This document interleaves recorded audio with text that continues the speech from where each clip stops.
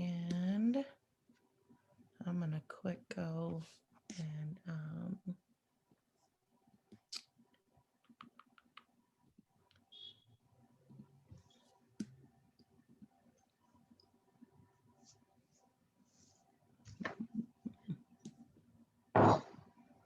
So you said I can just stay right here while you're doing stuff, right? yeah, I'm just I am just about to make one more post. Why is that not working?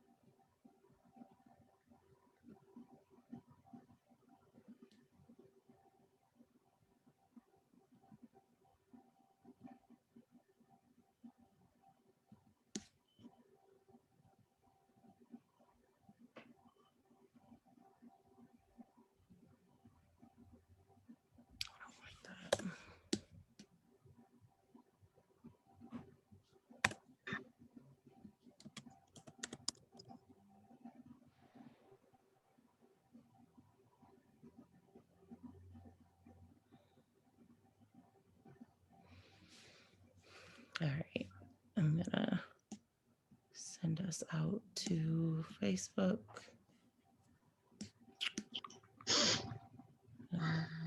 Page you manage. Ebony Road Players. Ebony Road Players.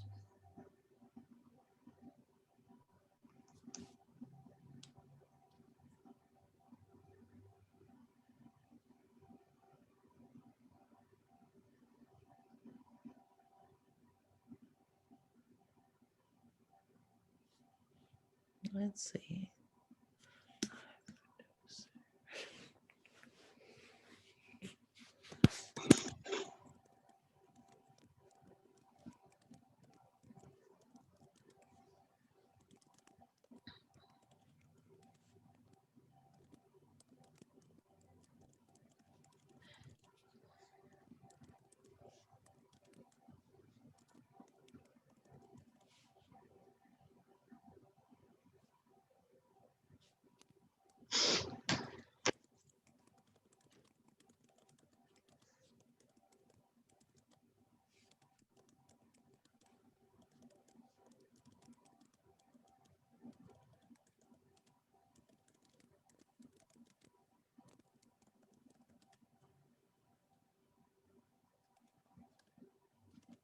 Did he say he's grant manager? Grants Yeah. manager?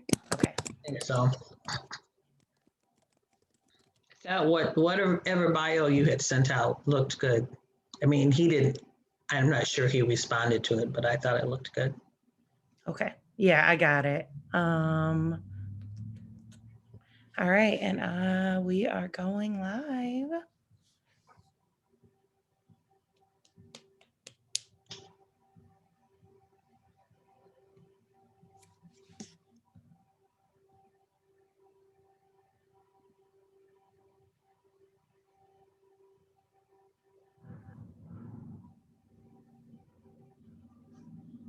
You are on, Edye. Hey, hello everyone. Welcome to our live Ebony Road Players live event here on Facebook. I want to say hello to Steve. He's joining us this evening. And we have a lot to talk about today.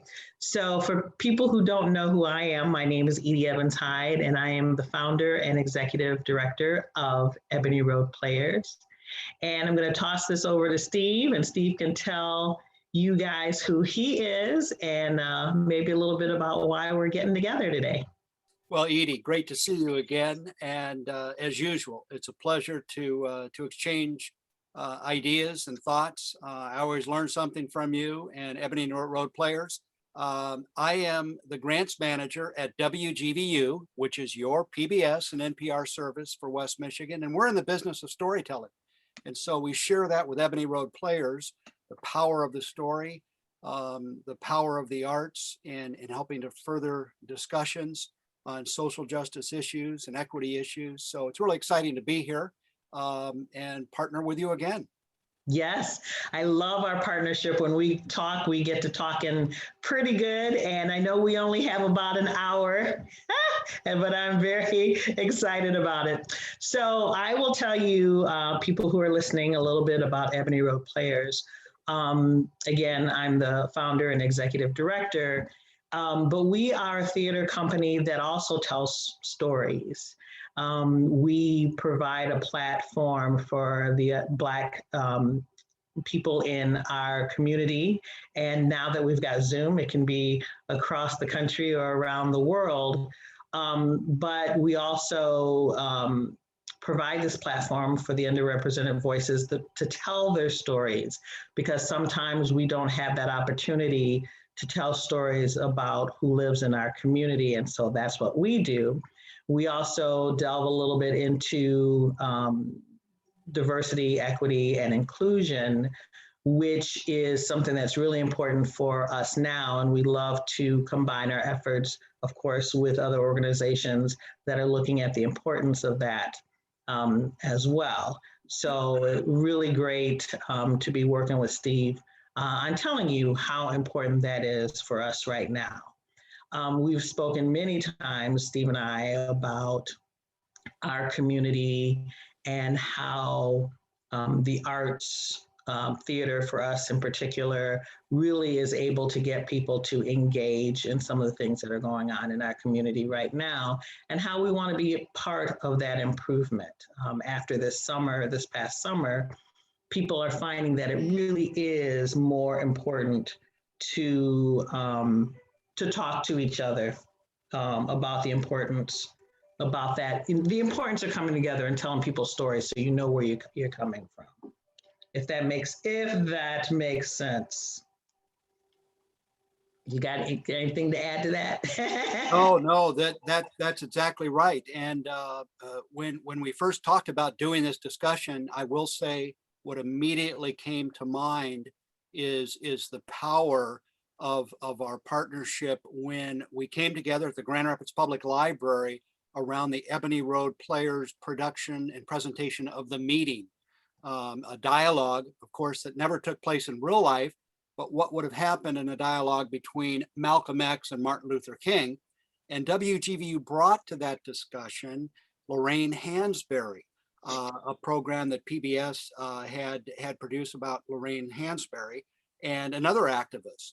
So I witnessed the power and how moving a presentation like The Meeting can be in bringing people together, feeling kind of some of the same emotion and actually fostering empathy in someone else's lived experience. So, and then of course, I know we'll talk about the Ebony Road Players' recent presentation through Hackley Library of the play presentation Anne and Emmett, about Anne Frank and Emmett Till. So very, very powerful in evoking emotions and helping people. And I think, as you described on WGVU radio not too long ago, the purpose for Ebony Road Players is to generate understanding.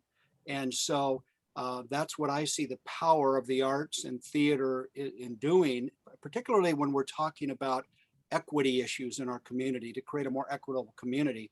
So we can come together with a shared understanding, maybe generate some empathy in what someone else is going through, and then engage in those powerful discussions. Yes, absolutely. And I find that the arts, and like I said, particularly theater, gives an opportunity for people not to be hit over the head with, race and culture, but to actually sit and look at something and think about it and be in their own space where they can try to understand other people or understand the history of it.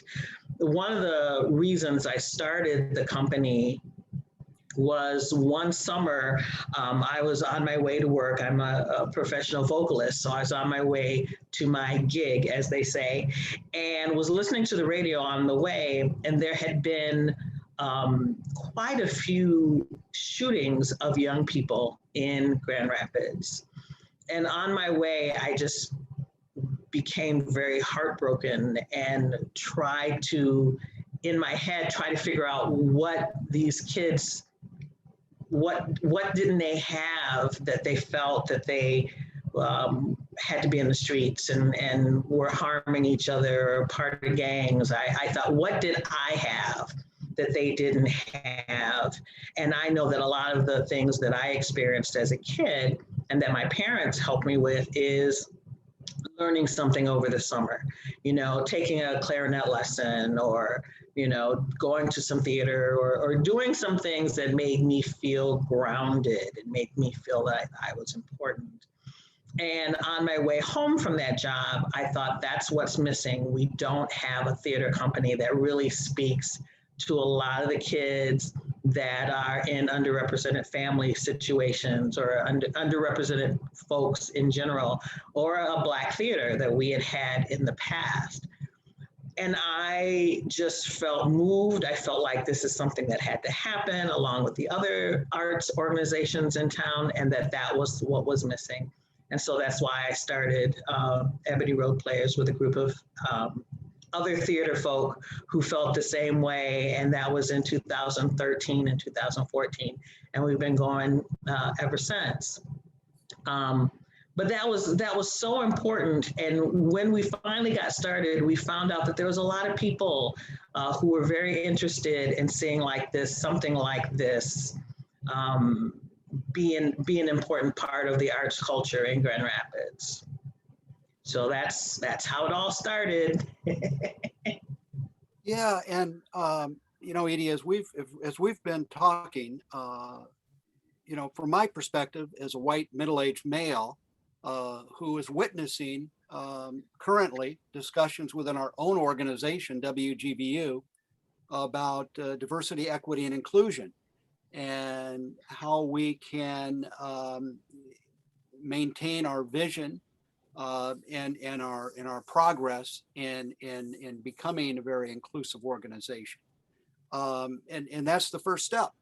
And public media, through our historical work and mission, has been to serve communities, particularly those that are disenfranchised. So that's been kind of the ongoing mission of WGVU. But some of those conversations are not the easiest to have when you're talking with concepts such as white privilege and what is an equitable environment as far as hiring goes. And all organizations, I think, are entering into these discussions, particularly in light of the political unrest this country saw, the racial unrest, and of course the tragic COVID pandemic.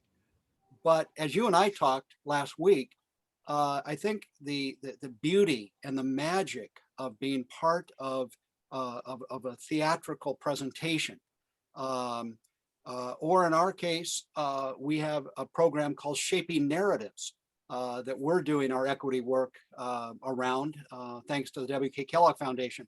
So I think the magic, from my perspective, is when you are in the audience, whether that's Zoom or live, you begin to really more fully understand what a person is going through, the pain maybe they're feeling, and it takes on a definition that and an understanding that is not always present just in a webinar or when you're going through diversity training. And in the case of Ebony Road Players' latest production of Ann and Emmett, I was in tears at various times when watching that, when Emmett Till's mother was talking about having to have him maintain his safety and be very careful. Yes. And then at age 14 is lynched and killed. And that dialogue, of course, it never took place between Anne Frank and Emmett Till. She was 15 when she died in a Nazi concentration camp. So I find myself kind of getting lost in that presentation, furthering my an understanding of one's life experience that I've never experienced, and therefore better equipped and engaging in conversations on social justice issues. Right, correct. And I think, and it was what you're saying, when you watch something like Ann and Emmett, you know, what do you get out of that? And one, I think what's important about like a theater production like that, it not only reminds you of history, because the whole piece is around, if people don't remember us, what will happen to us? If people don't remember us, what happens in the world? You know, do we repeat these same things that had happened previously? And how theater, I think, also plays into this is it gets people thinking. Like you said, it gets people talking to each other, and it gets people understanding a history that maybe the privileged have not been able to really take the time to even think about. They don't even have to think about it.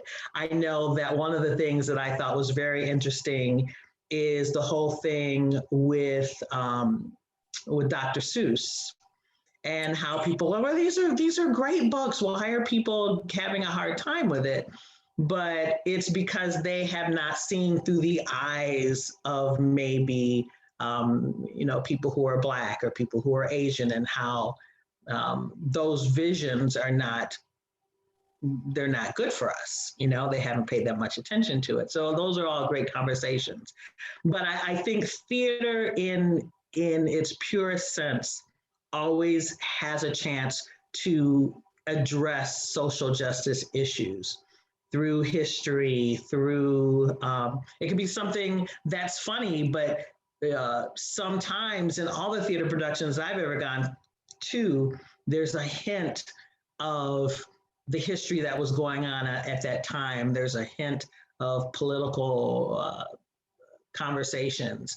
And I think that theater is one of the, like I said, one of the best ways to address some of these issues without hitting people over the head, like you said, you know, like you were talking about.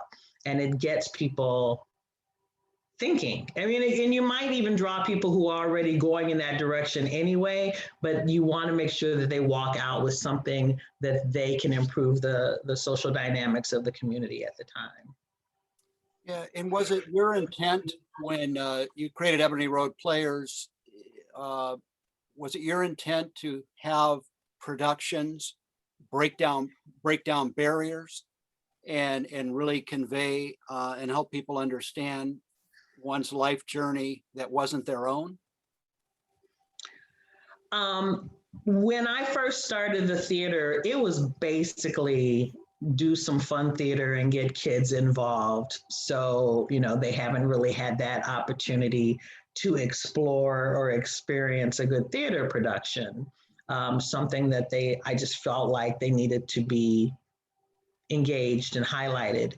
But as the theater company moved on, we found out that we were being pulled into some of the social justice issues. We were being pulled into some of the things that were happening in the community, because there was really not, there wasn't any other voices out there or a way to address some of these things like Ebony Road Players would do. So it started off being hey, we're just gonna do theater. to, hey, there is a place for this theater company to be able to assist in the work that you do and in the work that a lot of people who are going through DEI programs right now. This would be a good way to start it and start the conversation. So it evolved, yes. You know, and I think that and I know we're going to talk a little bit about the role that funding plays in actually making this work possible. Um, and you know, WGVU in my case has always been very intentional about their work around diversity, equity, and inclusion, both internally and as a service to the community, because as you know, ultimately that's why WGVU exists, to serve the communities we're part of. And so our work has always been intentional, but as you know, with any grant funded project, the role of meaningful partnerships is key to everything. And so, like all organizations that secure and partner with grant funding organizations, the design of a project has to be intentional, and what mix of partners can best address, you know, the important issues in the community. And what we have found in the case of our partnership with Ebony Road Players is we tell stories. Actually, we have a news department, and they file daily and weekly stories on issues of importance to the community. We have an outstanding production department. And with our current Kellogg project, we turn to the community, to leaders of color, to create authentic stories about the communities we represent. And so with Ebony Road Players, what we have found in this case is that, you know, it's really like getting the information from the primary source. In the case of Ann and Emmett or the meeting, your acting troupe, your actors, some have lived that journey. And so we are witnessing, it's really information gathering along with being able to relate more directly to one's journey. And I think that's very powerful in having and in establishing authentic conversations and authentic relationships in order to address some of these issues. Right. And I also think that we realize, you know, when you look at the case of Ann and Emmett, that we realize as much as we separate Anne Frank's story and we separate Emmett Till's story, how related that they actually are. Like I said earlier, you know, their fear is people not remembering who they are. And when we, what I like about Ebony Road Players in general is trying to, even though we're a Black theater company, we are not monolithic sometimes in our experiences. So we want to have all of those experiences relate to each other so people start to understand each other. I don't know if that makes a lot of sense, but it's like we're trying to not only tell this particular story, but look how it relates to this person's story and look how it relates to the stories of people in America, how it relates to the American story. And I think that is extremely important for us to be successful in trying to do the equity type of work that we need to do. Yeah, and I think that that's the power of the performance. In that, when I was watching Ann and Emmett, I mean, I'm a parent. I have a daughter. Of course, she had a son, and you know, you can't help but look at the common humanity of a parent that's worried, of a 14-year-old boy that experiences the ultimate tragedy. And so I think living, viewing, being part of that play, it breaks down any others or that's Right. not my story, because it Right. evokes the emotions. And so it's like you say in Ebony Road Players, your mission and your purpose is that it's entertaining, it's informational, but it's educational. And it also breaks down that, you know, establishes a common ground of understanding. That's where I see the power And quite frankly, we're seeing that at WGVU with Shaping Narratives and Mutually Inclusive, the brands of our current Kellogg project, equity project, in that it really conveys firsthand information about the journey, about the lived experience of a culture, of an ethnicity other than our own. And it's representative about the community we live in. And we are using that content produced by our partners to then engage the public in conversation. And I guess that's why partnering with organizations like Ebony Road Players really makes sense, because in essence, you're doing the same thing. And we can certainly use all of the tools you've created to help address our own goals. Right, right. Yeah, and on the other end of it, like you were talking about getting help from the Kellogg Foundation, who understands how important this is. That is one of the things for a small Black theater company, I think, is always important. We tend to not get the funding that some other organizations get.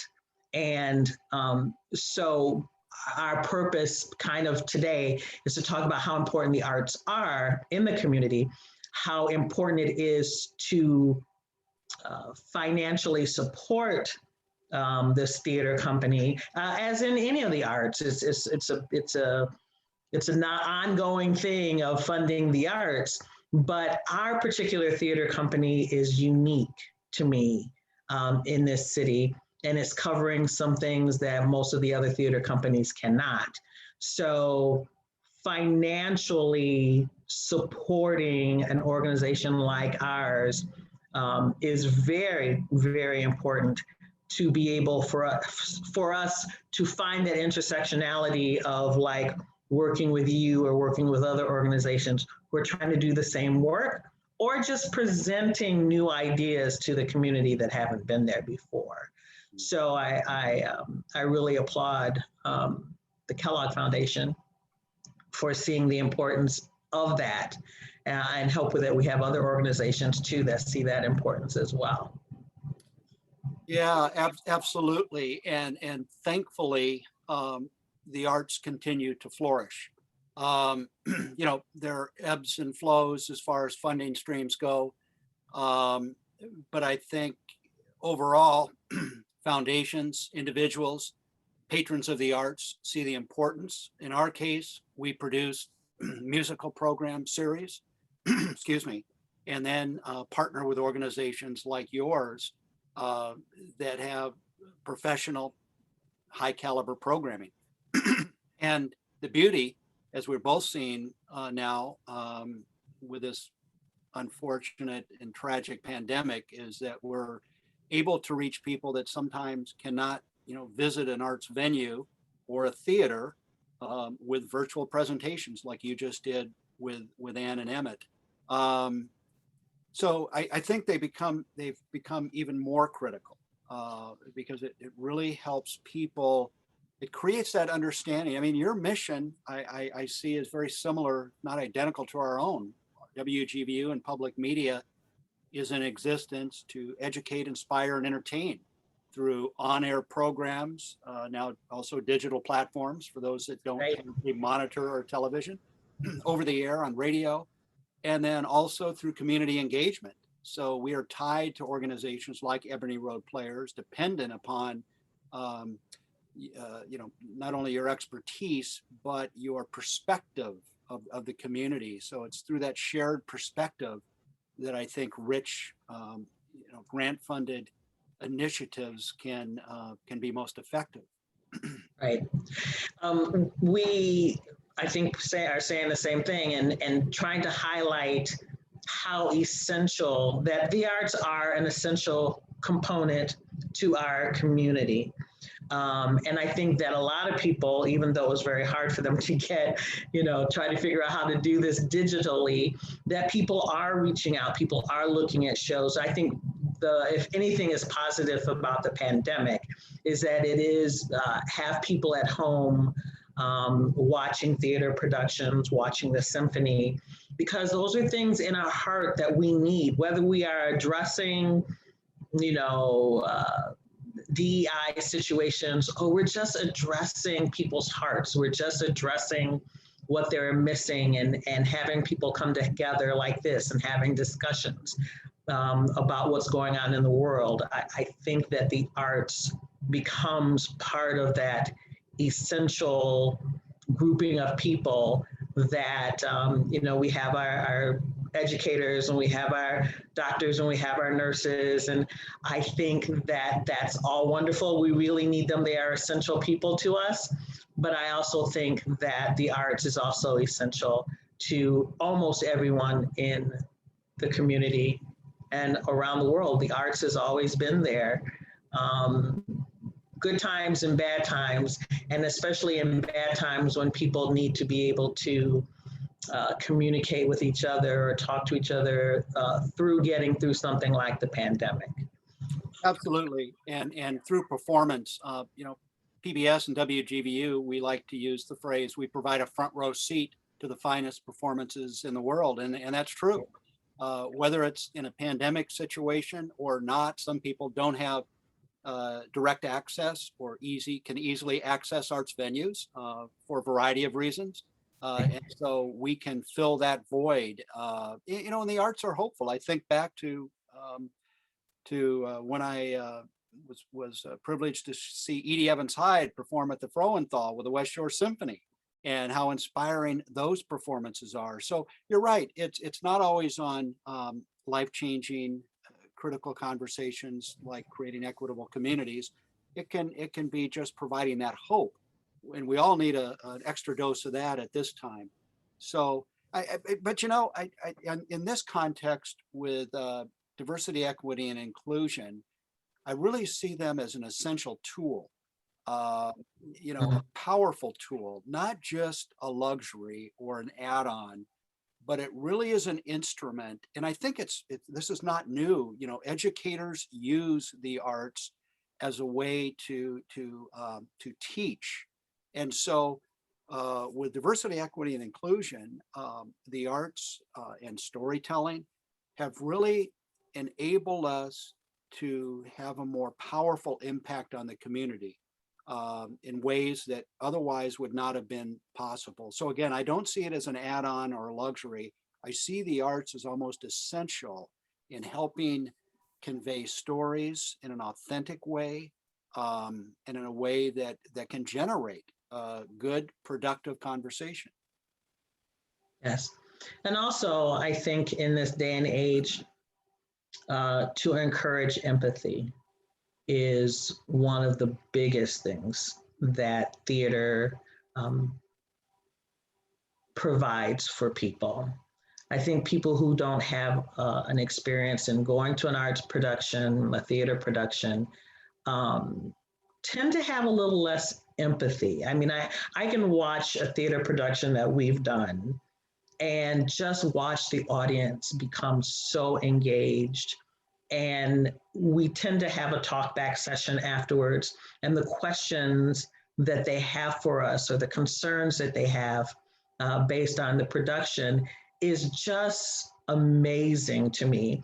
We have a program, one of our productions that we do in June is the West Michigan Loving Day celebration. And it's a piece of history about the Loving versus Virginia Supreme Court case of 1967.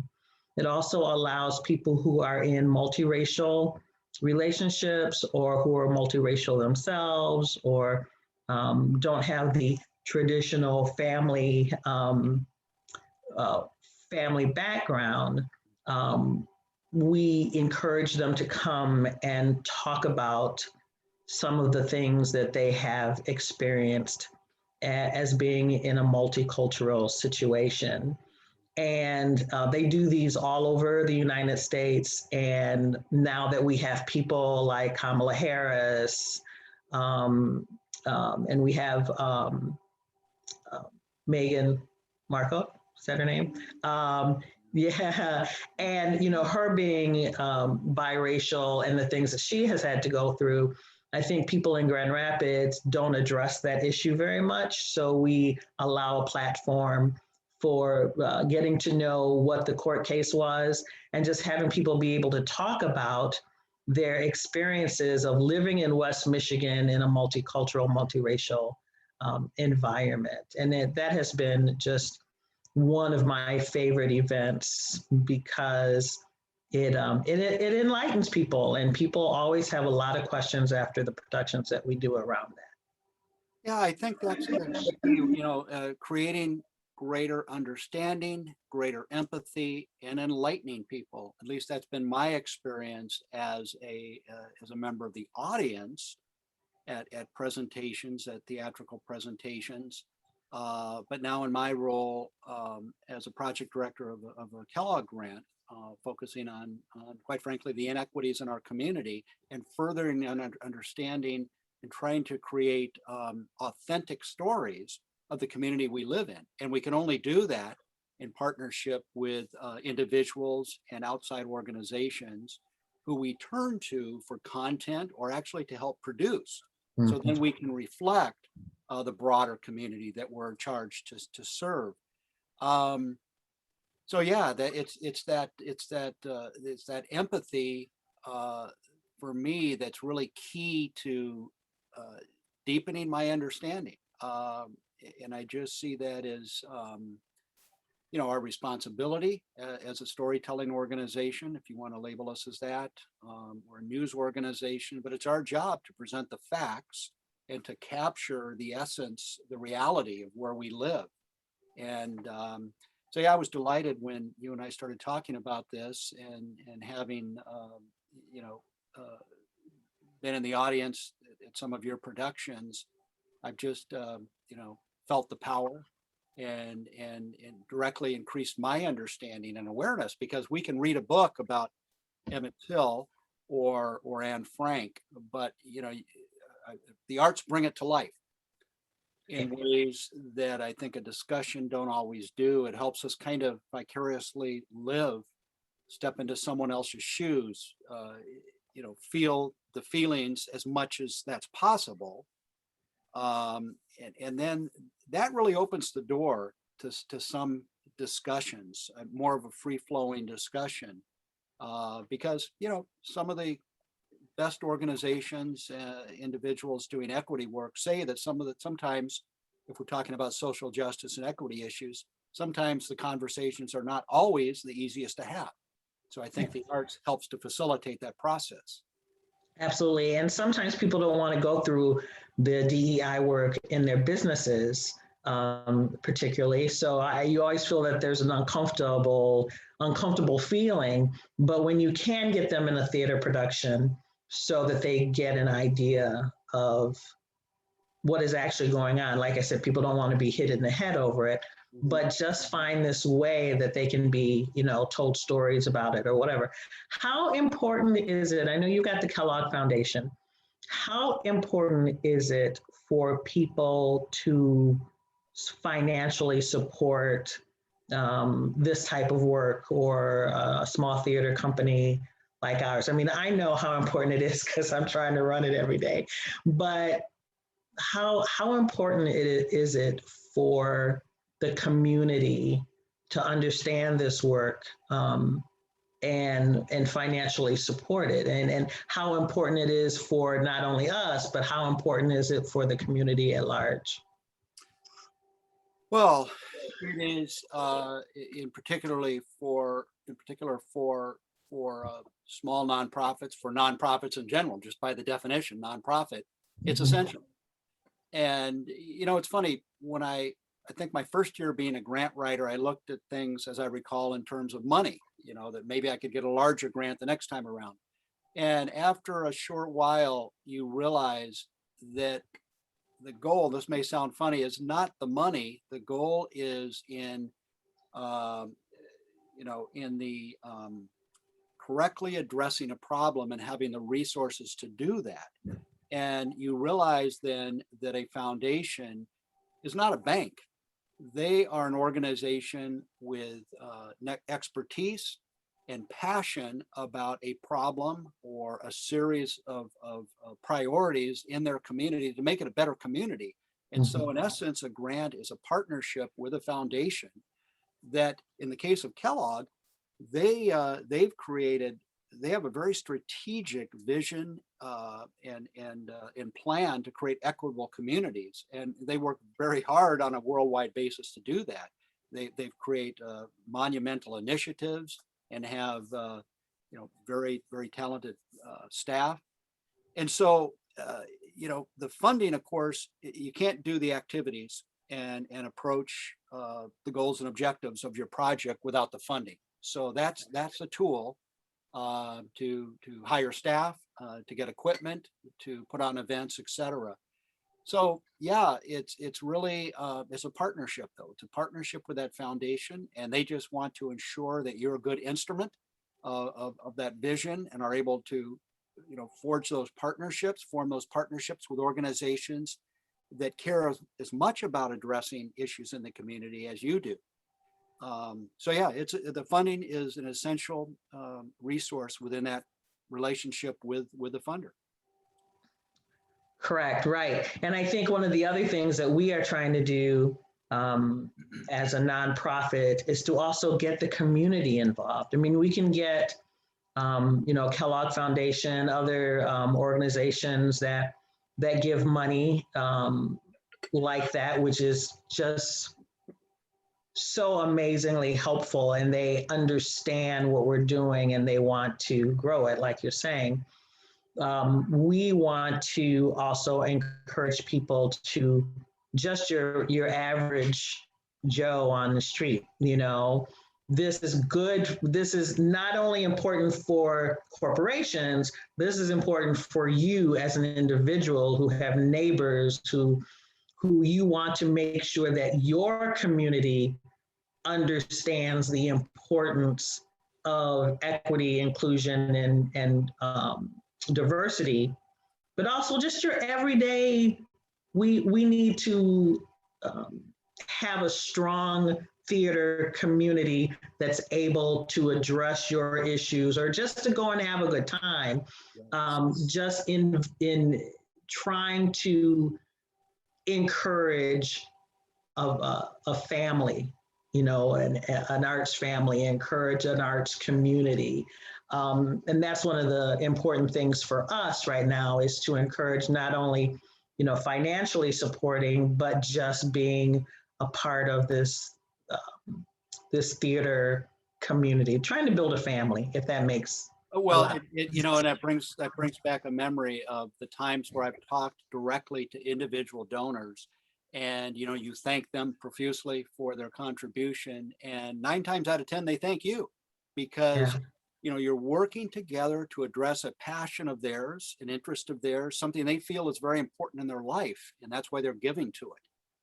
And so, over the years, I've been with WGVU 22 years, and over the years, I've heard those stories. And it's moving because you're appreciative of their needed funding so you can do the work. But at the same time, you realize it's not just money they're giving a part of them because they believe in what you're doing, and they feel strongly about it. But then through a conversation with a donor, you can tell sometimes why it's important, what difference the arts have made in their life.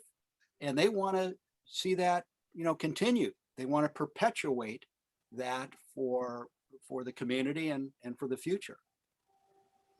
Correct. And I think this kind of brings me back around to when I, first heard about the violence that was going on in Grand Rapids among young people, and how I think that a lot of our attention, or at least my attention, is really focusing on young people, and showing them that there is an opportunity for them to be artistic. There's an opportunity for them to write their stories about their families. There's an opportunity to learn how to put a production together, whether you're on stage or that amazing area of backstage that a lot of people don't think anything about. I have a daughter who is a professional stage manager in Los Angeles, and she is a stage manager for the opera, for the LA Opera. And when she decided to go to school, she didn't know what she wanted to get into. And I had done a lot of theater productions, and she had done a couple with me as a kid. And then she discovered that there was behind the stage, the people who actually make the show go.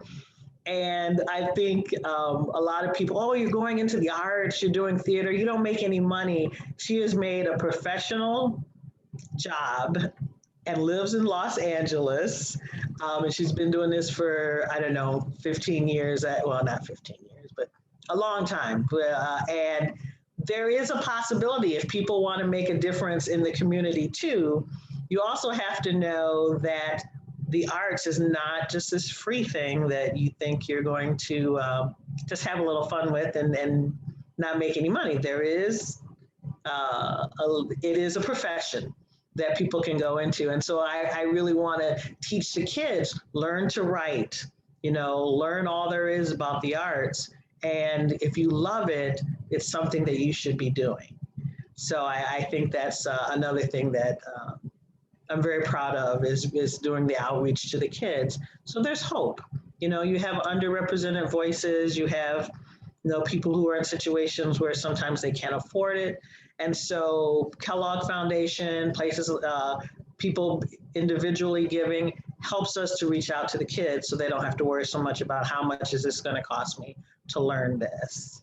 And I think that's really important as well.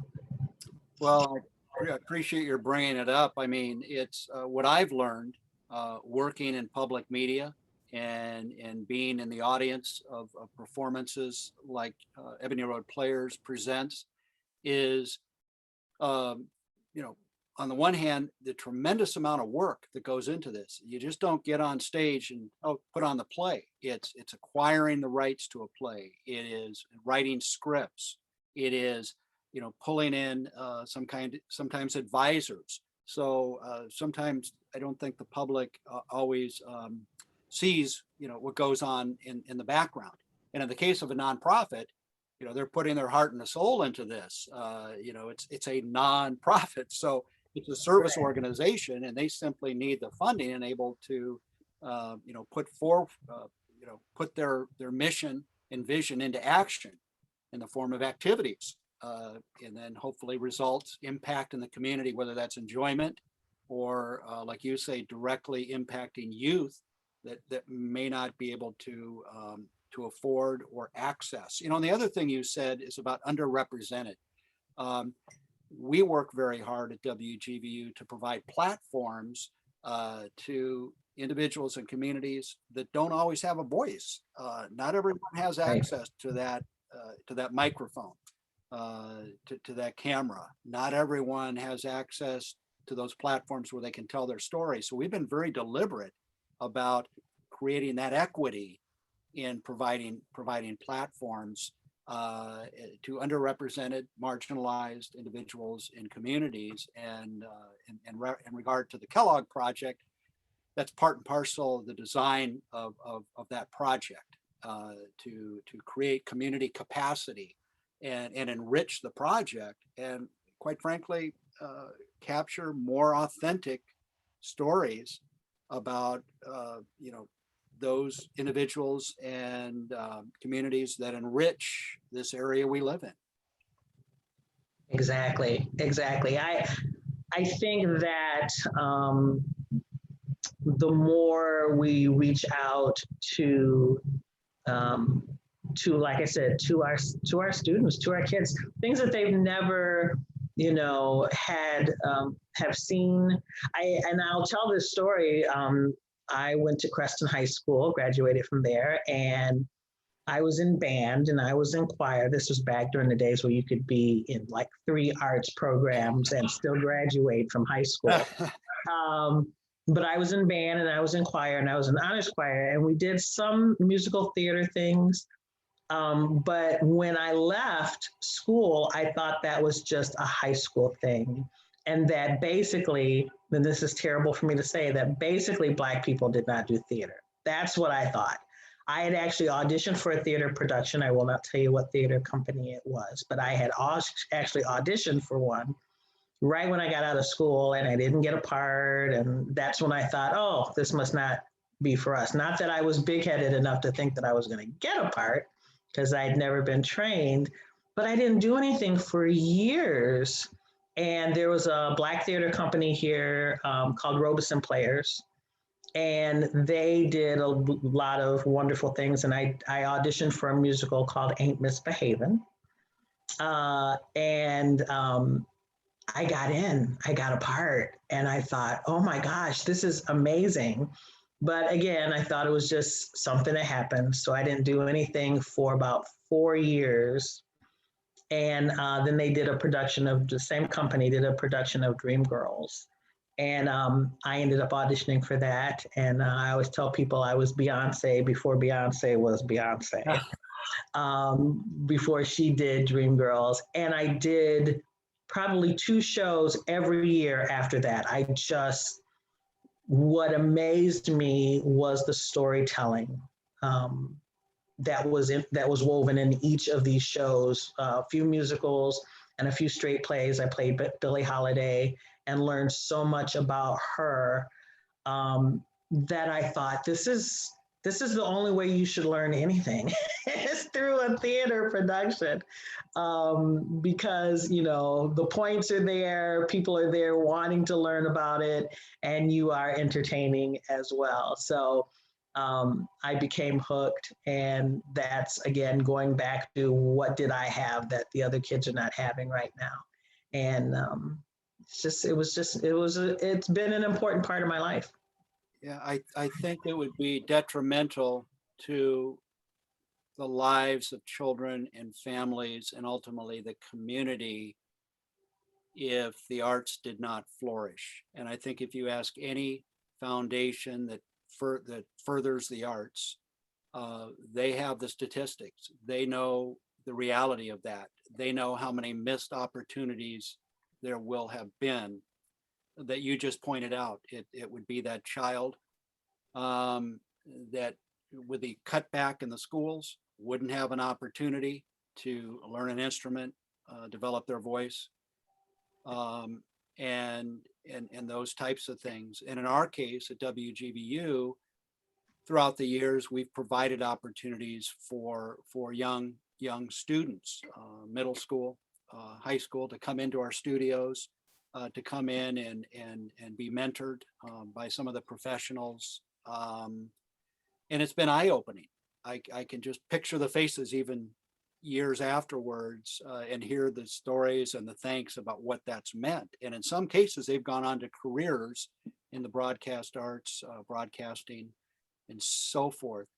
But so I think going back to your original question, it's essential, and it's also heartwarming to see individuals step forward to help further the arts through their donations or in our case, they volunteer as well. We're dependent upon volunteers because most nonprofits aren't staff heavy. They operate sometimes on a shoestring or a small staff out of necessity. Right. And so, the volunteers that are passionate about the cause of that organization and sometimes have the wherewithal to make financial donations, that's what keeps those organizations ticking and sometimes afloat. Exactly. And that is what is really important for us is financial support. And even when you're talking about volunteerism, volunteer is like, to me, is kind of giving as well, because people are giving of their time. But the whole financial aspect of it, the whole donation aspect of it helps us to keep this programming, whether it's educational programming, whether it's a good play, whether it's our abilities to help in DEI situations, it makes it all accessible for everyone in the community. It makes it equitable for everyone to have that access. Yeah, and it's exactly, and that's the responsibility of everyone that lives in this community to create opportunities for one another and not lock one another out. Right. And so then those individuals benefit, the whole community benefits Right. in a myriad of ways, and just strictly on a humanistic level. That is, that should be our calling. Um, but also, I think the arts have a way of really etching images and thoughts and impressions in your mind that don't disappear, and Right. in a way that is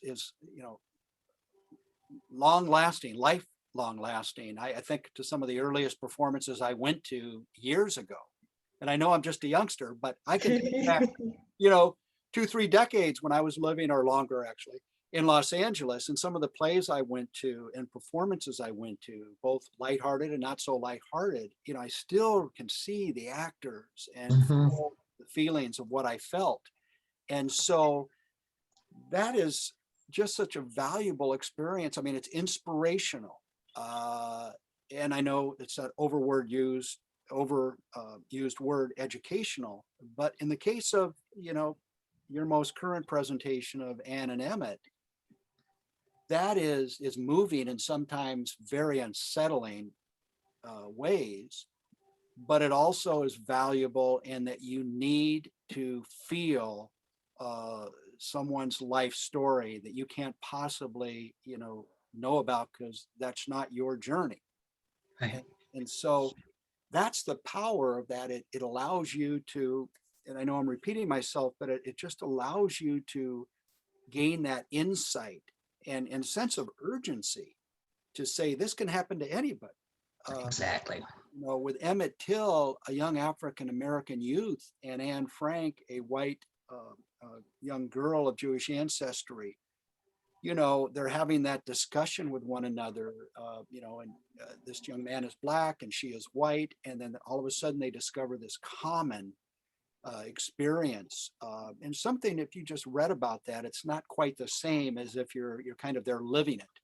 Yes. So the arts have certainly enhanced and made possible the outcomes that we seek in some of our grant funded projects. And so any individual that gives to the arts, that gives to that, is making a direct impact, on the community, helping to make it a better place. That's right. That's right. I want to give a little information out to our viewers that this is a part of a fund drive for us, and where people can go if they feel like this information is very helpful to them to figure out why the arts are so important and why theater arts, especially theater arts that provide this platform for not only Black artists, but to try to build a Black attending theater community, and of course the other underrepresented voices as well. You can go on our Patreon page. We do have a Patreon page that's brand new, so you need to be a part of that family. They can also, if they don't know how to do that, they can go on our website, www.ebonyroad.org, and be able to donate there as well. I think, again, it is important for us to keep facilitating these kind of conversations, keeping a theater company in town that really addresses some of the things that the other companies are just not set up to do. They're amazing. I love them. They're using, our actors, starting to use our actors in our community. But telling some of these stories, I think, is for a specialized audience who want to know and how to make a difference in the community. So I appreciate you coming on with me and having this discussion. I knew you would be wonderful because we've talked like this many, many times. And I just think this is a great venue, a great platform for us to do it in. Well, I look forward to our next discussion, and I appreciate the invitation, because your organization has moved me, has enhanced my efforts and the efforts of WGVU, and I know other community partners and you've provided platforms for others to tell stories. And you just added so much. So it's always great to talk with you, Edye. Great talking to you. And for, like I said, for everybody out there, if you have a chance, we are showing Ann and Emmett again. Also, this conversation is available on Patreon. I'm being told what to say to you, so I make sure I don't miss anything. But you'll be able to see this on our Patreon page. I do want to invite you to see Ann and Emmett. You can go on our Facebook page as well to find out when Ann and Emmett is being played, because, as Steve says, it's a powerful piece that I think everyone should see. Absolutely. Yeah. All right. All right. I think we're done. I think we're done. We've talked a lot. We'll talk some more. Sounds great. Thanks All for right. having me. Thanks for coming. Bye-bye. Bye.